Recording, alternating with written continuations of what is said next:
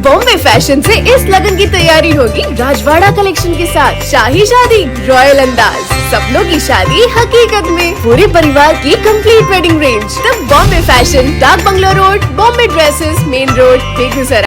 Physiotherapist हैं, उसके अलावा इनका बहुत सारा सोशल एक्टिविस्ट भी है ये, और ये डायरेक्टर और फाउंडर हैं इंड्यूरिंग वेलफेयर फाउंडेशन और इंड्यूरिंग रेहाब के।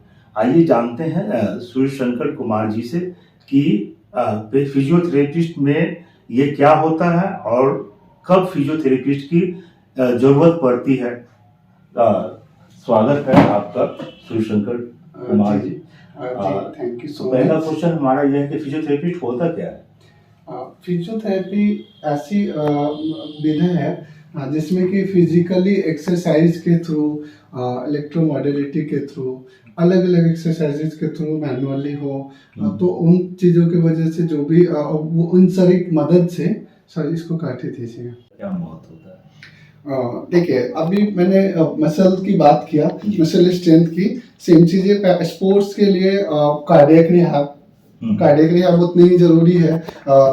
ये आपने देखा होगा कोई भी ग्राउंड पे सबसे पहले इंजरी होने के बाद जो है थेरेपिस्ट ही जाते हैं उनको क्योर करने के लिए।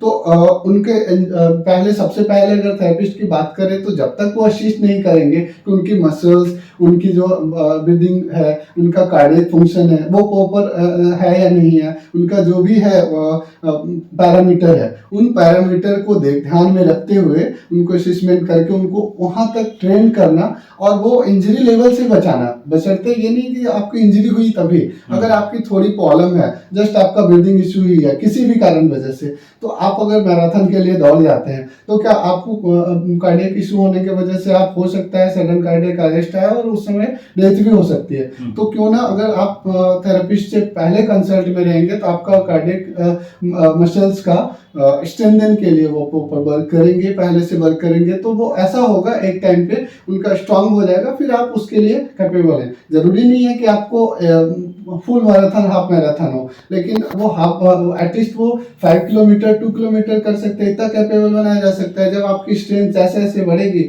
वैसे वैसे, तो वो सेम चीजें हैं हर एक फील्ड का। जस्ट मैंने एग्जांपल के तौर पे मैराथन एंड मैचेस दिया।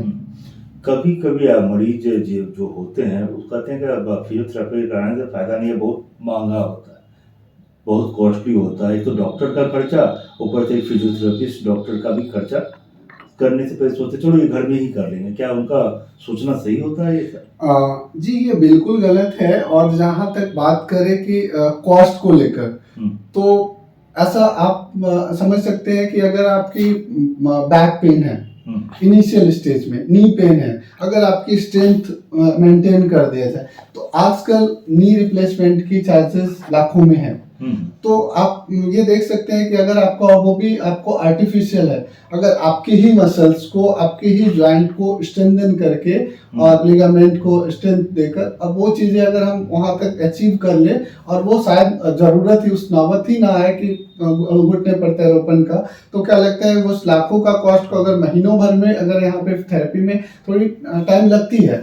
ये नहीं है कि आपको कोई छू मंतर जैसा कुछ भी नहीं है कि आपको जादू की छड़ी है मैंने लगाया और ठीक हो जाएगा। तो इसमें क्या है कि प्रॉपर तरीके से रिहैब करना है, स्ट्रेंथ आपको मेंटेन करना है। तो ऐसे कंडीशन में थोड़ी टाइम लगती है, लेकिन वो जब क्योर होते हैं पेशेंट तो उनकी घुटना प्रत्यारोपण की जरूरत नहीं पड़ती है। तो आप समझ सकते हैं सर्जरी तक को अवॉइड करते हैं बैक पेन में।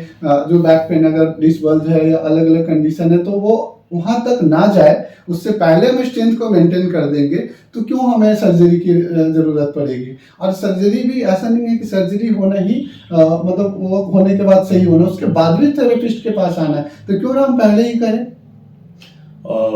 सबसे बड़ा बात है, बहुत बहुत धन्यवाद आपका सर कि आपने एक कीमती समय हमारे चैनल को दिया। ठीक है, इसमें और ऐड करें।